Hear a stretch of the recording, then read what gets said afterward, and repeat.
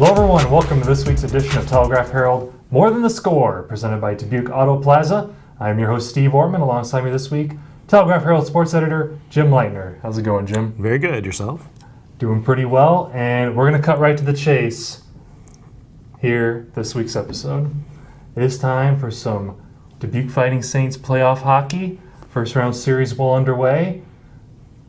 That was kind of a... It's kind of a lame introduction. That's kind of a lame introduction. It's an lame. Exciting time of year. We're talking playoff hockey. So let's do that again. It is time for this week's episode of More Than the Score. And we're going to feature this week some cross-checking, some stick-smashing, some face-punching, Glass rattling. There we go. Knock your teeth out.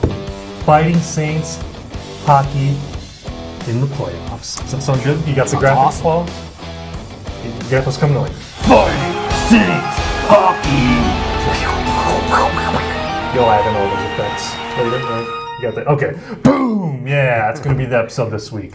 So, Jim, you covered first two games this past weekend in Dubuque, and the Fighting Saints so good at home, and they defended their home ice. For sure. You know, they went into the series with Muskegon, basically tied for second place in the Eastern Conference of the USHL, but they had the tiebreaker with Muskegon, so they got home ice advantage in the first round, and they took advantage of it. They needed overtime to win on Friday night, and then they won 3-0 on Saturday, so they pretty much have a stranglehold on the best-of-5 series, which actually Game 3 is tonight in Muskegon, and Game 4, if necessary, would be on Friday night.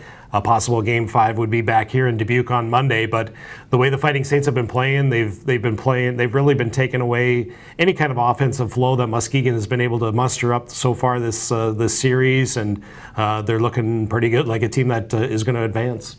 Yeah, now, anytime you go back home, that can certainly give you some new life. Regular season, it was pretty split between these teams. Is it safe to say, Jim, this is a series that could go to Muskegon, they get back on track, and before you know it, there's a Game 5. They have that potential? Well, exactly. You know, in Muskegon, the series between Dubuque was split exactly right down the middle, 2 games apiece, and all 4 games were 1-goal games, so they were, games that could have gone either way. And, I think that first game Friday night at Mystique, I think that could have gone either way as well. But the Fighting Saints found a way to get that win and, to take an early lead on the series. But I would say that by no means is the series over. Muskegon has a very dynamic team. They've got outstanding goaltending in Keith Petruzzelli, so they're a team that certainly is capable of, winning that first one. I think that's the big key for Muskegon right now. Get that first win under their belts and get a little confidence going and a little bit of momentum going into Game 4. And if they win that first one on tonight, actually, anything can happen. They could turn the series around, and then the Fighting Saints would have a much bigger fight on their hands. Yeah, we'll definitely have you covered here as the Saints continue their journey here in the postseason with these weekend matchups against Muskegon. We'll have that at telegraphherald.com as well as in the print edition. And if you're looking for coverage for the Dubuque Fighting Saints, it doesn't get any better than this guy right here, Jim Leitner. He'll have it all for you. And also now talking about the Saints, I believe there's a few of them that had a little something to do with an NCAA championship. Is that right? They did, yeah. The Denver Pioneers actually a week and a half ago, they defeated the University of Minnesota Duluth for the NCAA Division I championship. Denver is, of course, coached by Jim Montgomery, who coached the Fighting Saints for the first 3 seasons of their existence and led them to the Clark Cup championship twice.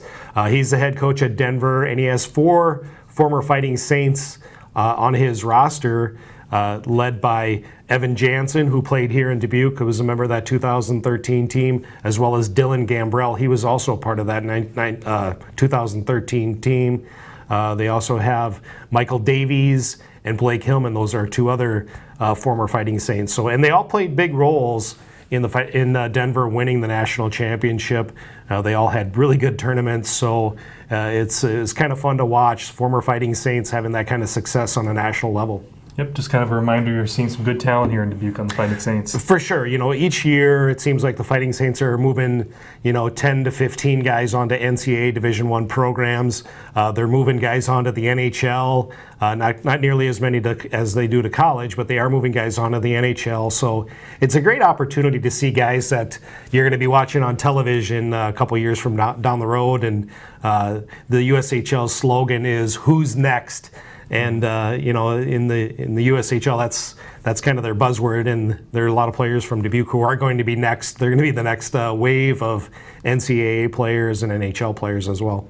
Now, another former Fighting Saint, Hunter Miska, also making some news. He did, yeah. Actually, he was the goaltender for University of Minnesota Duluth, who actually lost in the national championship game. Goaltender had an outstanding year. He was one of 5 finalists for the Mike Richter Award, which goes to the goaltender of the year in NCAA Division I hockey. He signed with the Arizona Coyotes on Saturday. He's a goaltender who just spent 1 year actually in the college ranks, and he signed a pro contract. But he's a guy who played 5 years of junior hockey, including 1 year here in Dubuque. So he kind of took his time getting to college hockey. He wanted to make sure that he was ready to play. He wanted to be an impact player right off the bat when he went to college.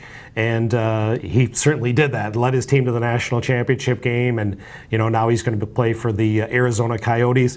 It kind of looks like he's going to start off in the minors. That's kind of the typical pattern for goaltenders when they come out of college. But, who knows, maybe 2-3 years from now, we could see him in the NHL. All right, well, just like a good game of hockey, this was a action-packed, fast-paced edition of Telegraph Herald More in the Score, presented by Dubuque Auto Plaza. That's going to do it for our very special episode focused on Dubuque Fighting Saints hockey. Yeah, that looked good. Good? Good to me. All right, well, that's going to do it for this week's episode. I hope you enjoyed it. For Jim Leitner, I'm Steve Ortman. We'll catch you next week.